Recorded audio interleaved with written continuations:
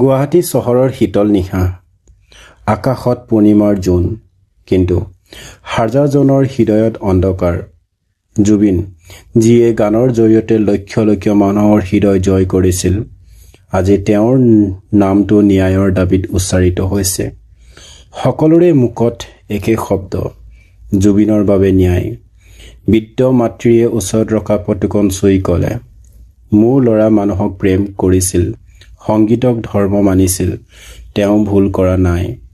ৰাস্তাত টুকুৰা টুকুৰিকৈ বাজি আছিল জুবিনৰ গান, মই আছো তোমালোকৰ মাজত। গানৰ শব্দত অশ্ৰু মিলি গৈছিল, যেন আকাশে নিজেই কান্দি আছিল। জুবিনৰ বন্ধুবৰ্গ, ভক্ত আৰু সাধাৰণ মানুহে একে সুৰেৰে ক'লে, ন্যায় হ'বই লাগিব, কাৰণ জুবিন কেৱল এজন গায়ক নহয়, তেওঁ আছিল অসমীয়াৰ মনৰ স্পন্দন। আশাৰ মোমবাতিলৈ সকলোৱে জুবিনদাৰ নামত দীপ জ্বলাইছিল।